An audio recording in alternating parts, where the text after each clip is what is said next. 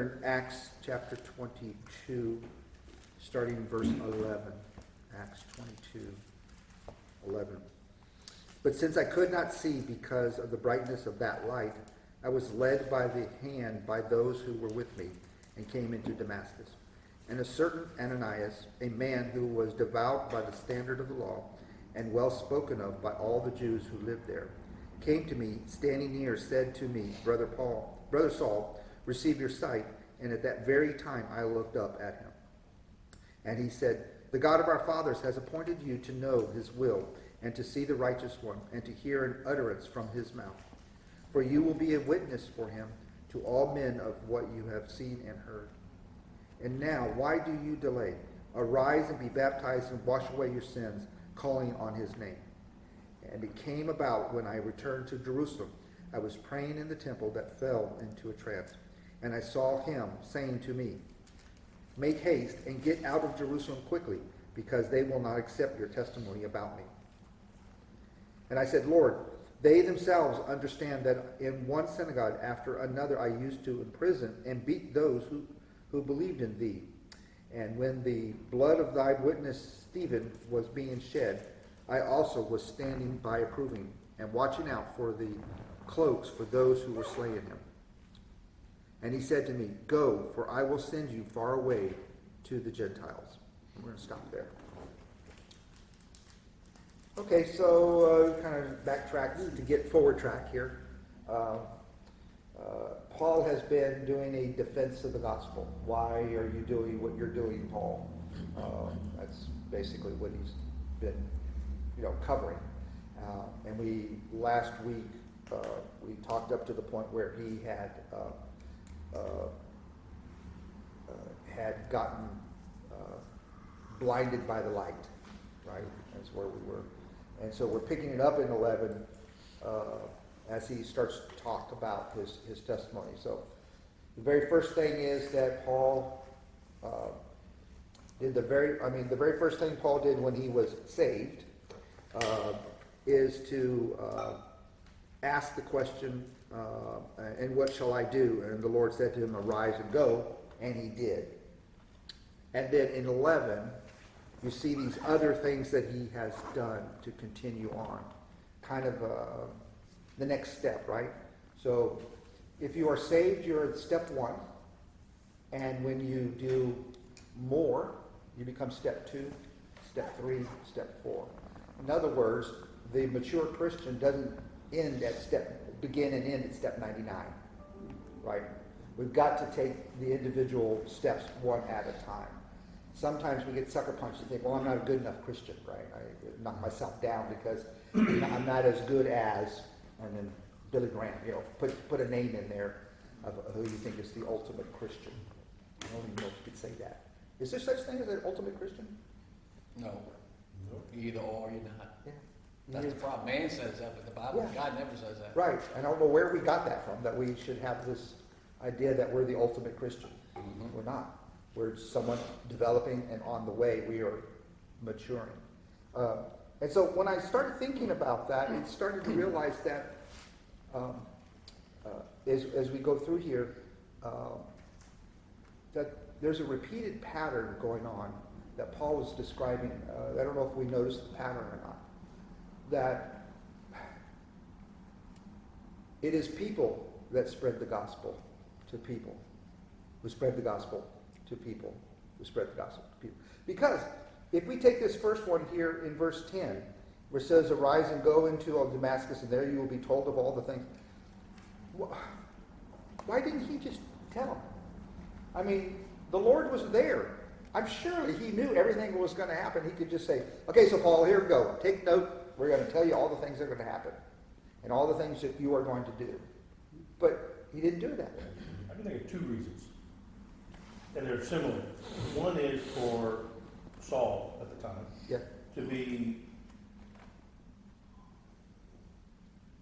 to really get him to understand it's one thing about having a quick pain as opposed to stewing on it for I don't know how many days or whatever it took him to get there.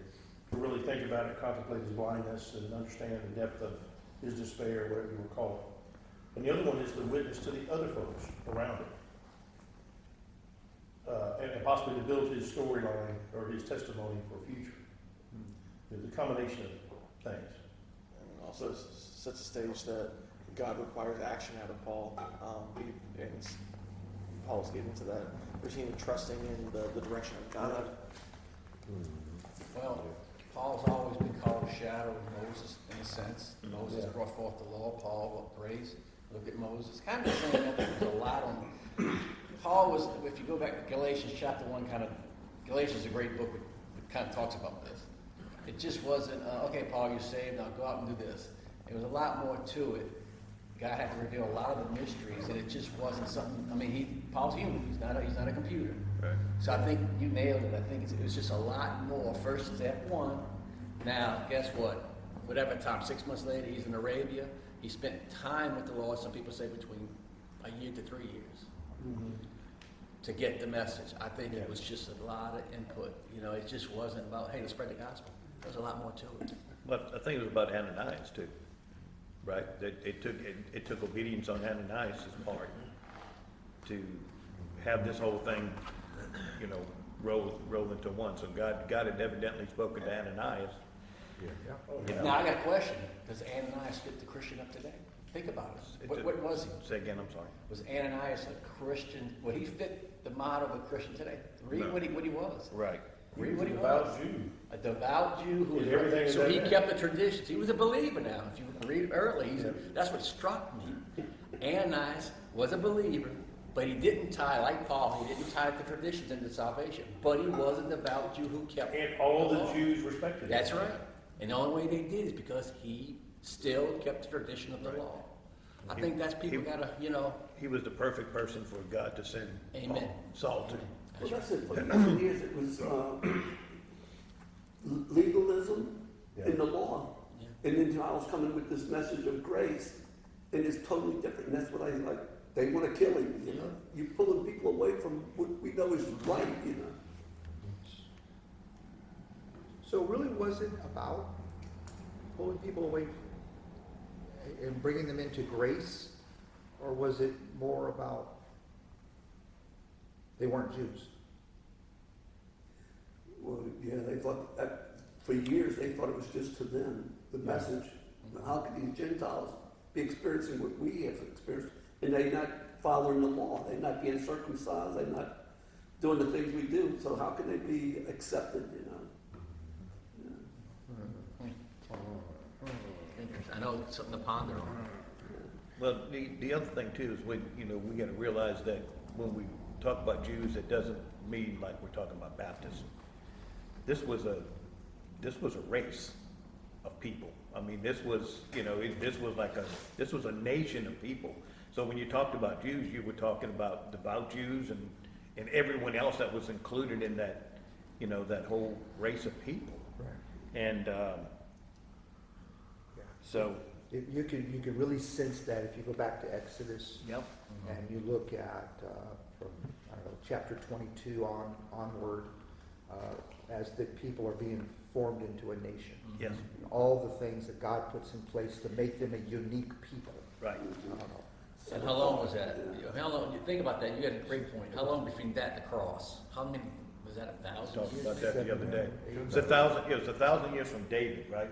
It was 1,000 from David, it was 2,000 2,000 from Abraham. Think Yes, about that. 2,000 from Abraham. That's, you know, y'all, we give use a hard time, crisis time, but 2,000 years, they were doing a transition period.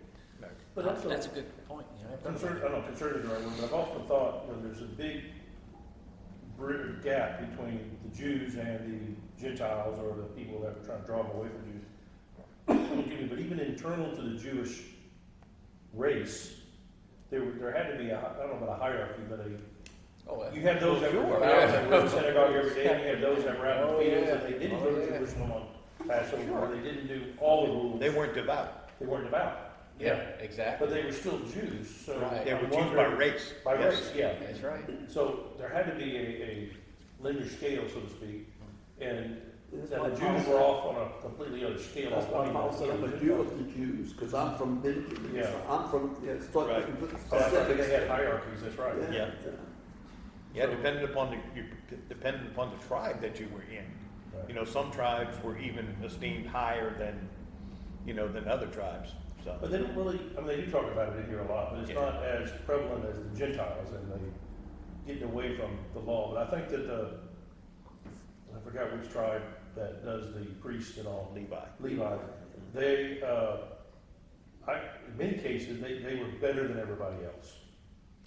Well, And that's part they of what thought they- themselves higher. than- Well, that's what I meant, yeah. Right. They, they had this, we're the cream of the crop, we're the chosen of the chosen, et cetera, et cetera. And so they had this, and they justified it by being the protectors of Yahweh and yada yada. Right. And so the people going and to give their secret to the Gentiles was just sacrilege.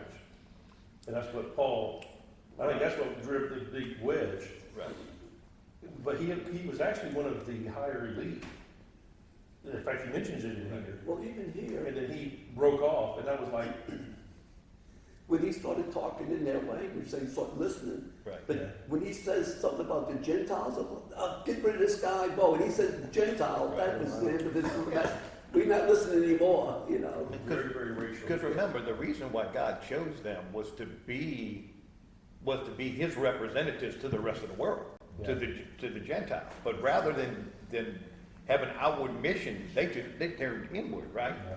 And that's where their sin came from. Mhm. Is that they didn't become missionary, they became self-indulgent and self-important and everything else. Yeah. And that's where they started down the path of sin and disobedience. But they were always called to be the voice of the world, Yeah. so. Interesting. So let's get into then what Ananias tells in verse 15, tells Paul. Tells him, for you will be a witness for him to all men of what you have been seen and heard. Where else did I see this? 14, I think I skipped it. Yeah. The God of our fathers has appointed you to know his will and to see the righteous one and to hear an utterance from his mouth. 3 things there. So that the result of those 3 things will be that you are a witness To all men. to all To men. all men, that's right, Yeah, that's right. And I don't know why the Jews at that point didn't stop right there.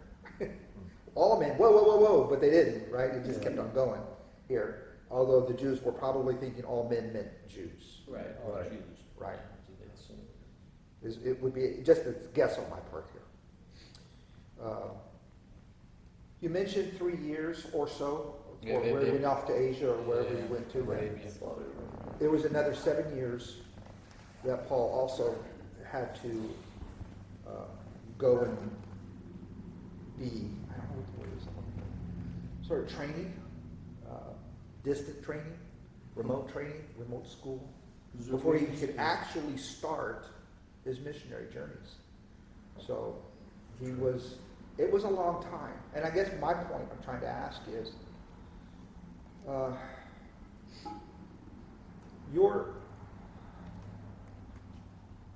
your walk in life, is it instant? No. Is it the moment you were saved, boom, off you go off to the foreign lands and stuff? It takes time. It takes time to learn. And it's not one of those, well, if I just learn if I memorize the mathematic table, boom, I know all of math.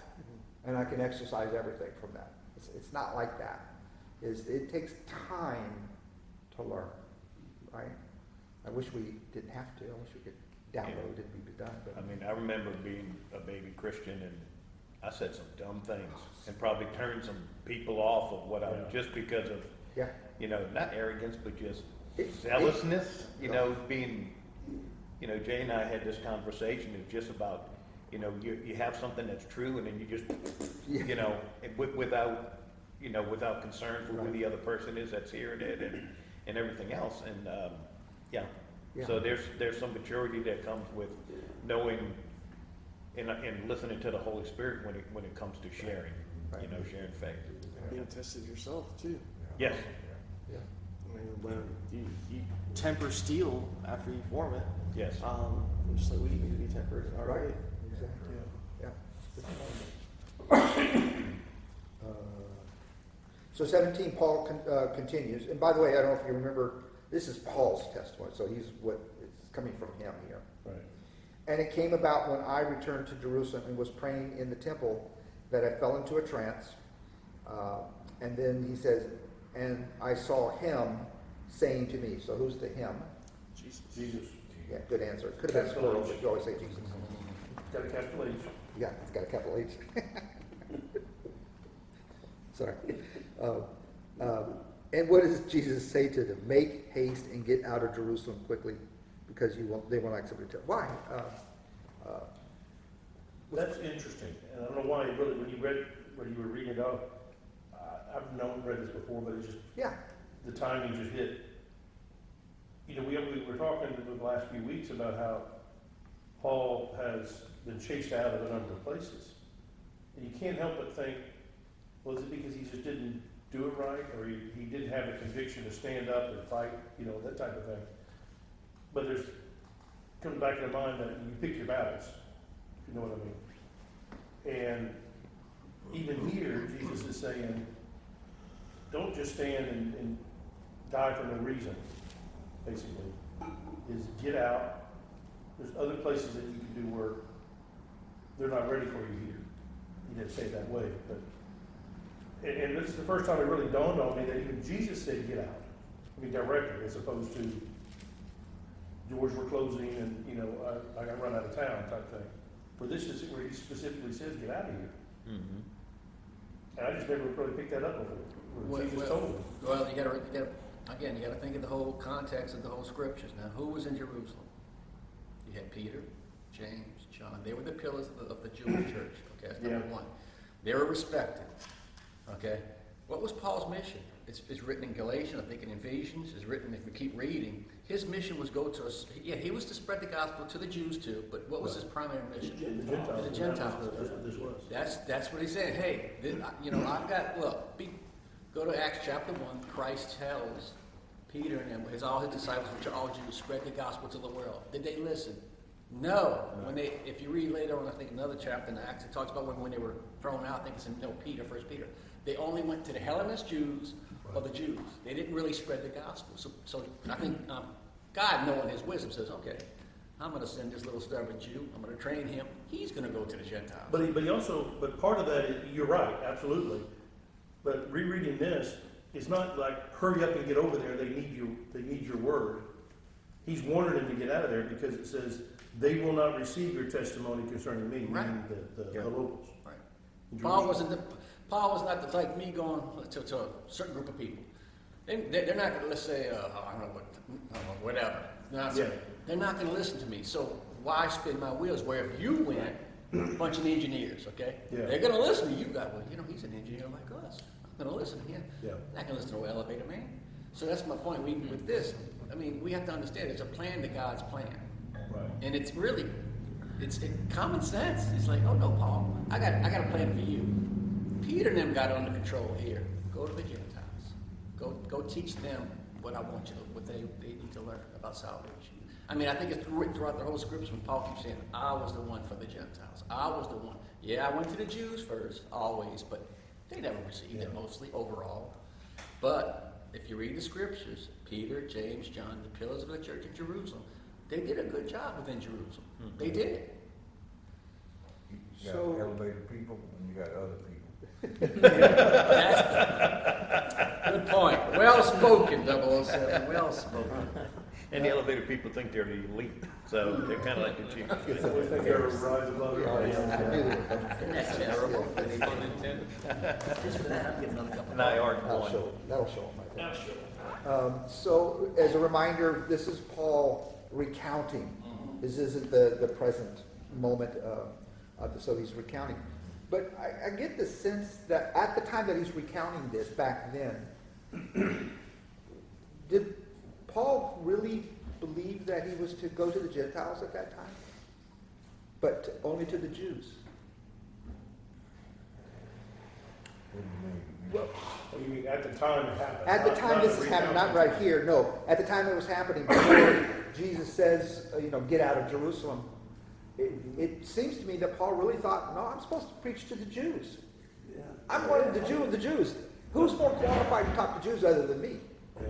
And you're saying that because he went back to Jerusalem? Yeah. Okay.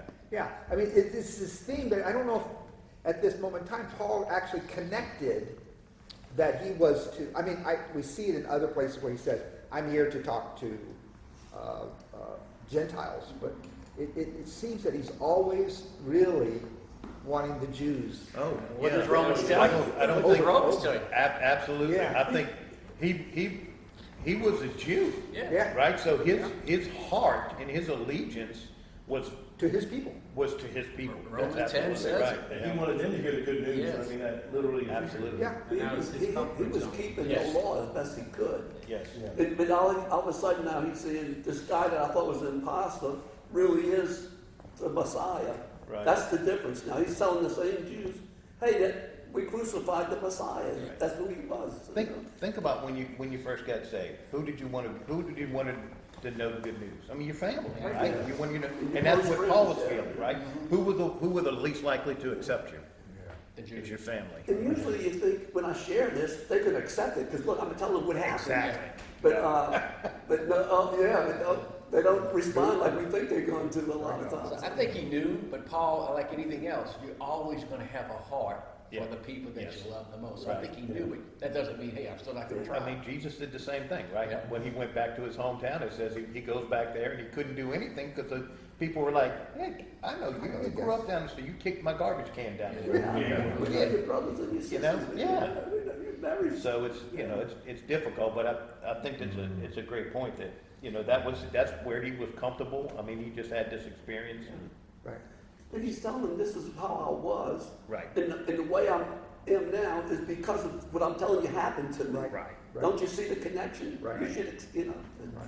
Well, in the human trait too, he was comfortable talking to, he knew how to communicate to them because he was one of them. Yes. It's hard to get out of your comfort zone and talk Absolutely. to a new type of person that you don't know how to relate to them. Yeah.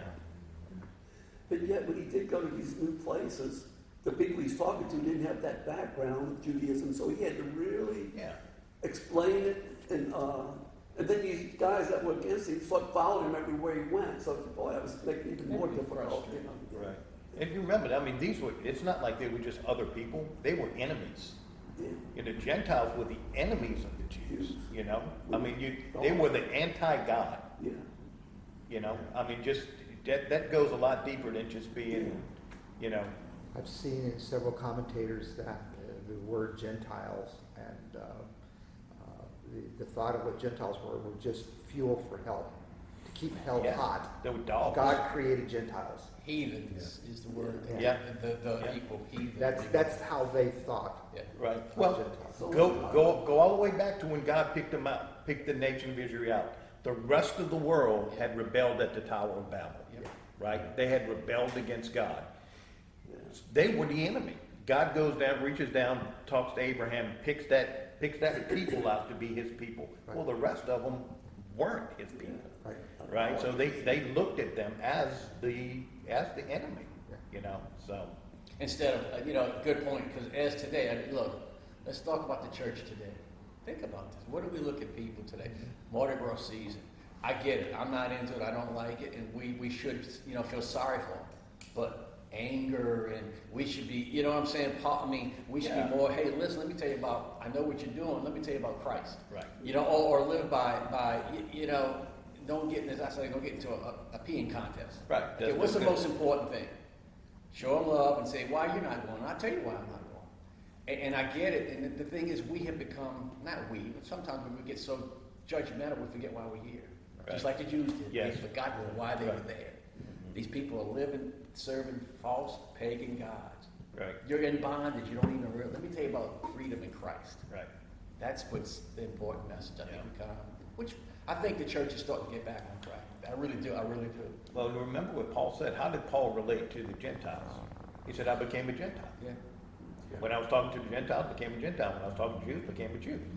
He did whatever he had to do to get the truth of the gospel across, to make the sale. That's right. To make the sale.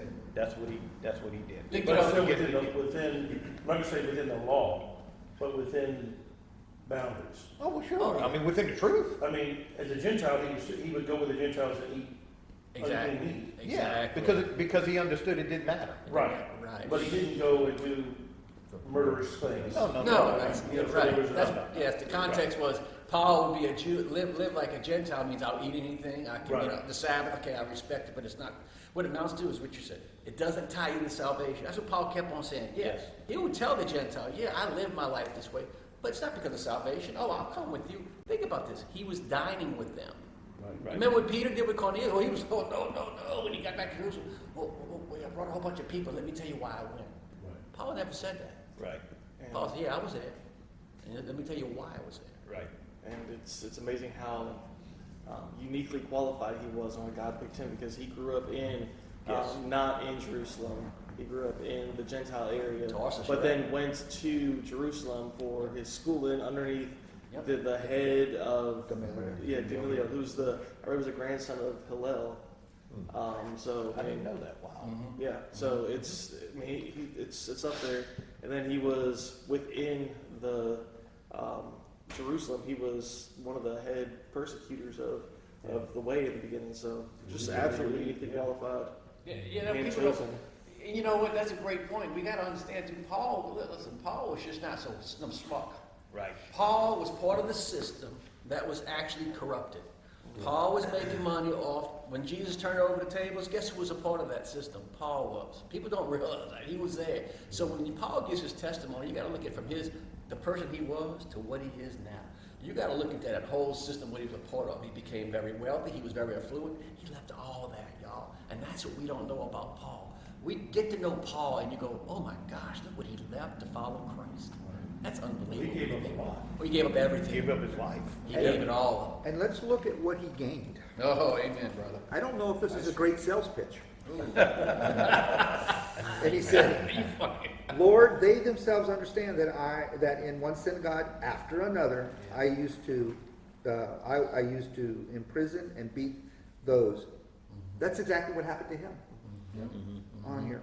And then when the blood of the witnesses of Stephen was being shed, I also was standing by approval, watching out for the cloaks for those who were slain. That's what happened to him. And the Lord said, I presume in this dialogue between 18 and 21 here, and the Lord said to him, go, for I will send you far away. Here's your choice assignment to the Gentiles. Right. And we're going to stop it here, but if you'll notice in the next verse, it says, and they listened to him up to this statement. The moment the word Gentiles was mentioned, that is when chaos began. And we're going to talk about that next week. Here. Okay? Chaos. Release the dogs. You released the dogs. Okay. What are you guys praying for?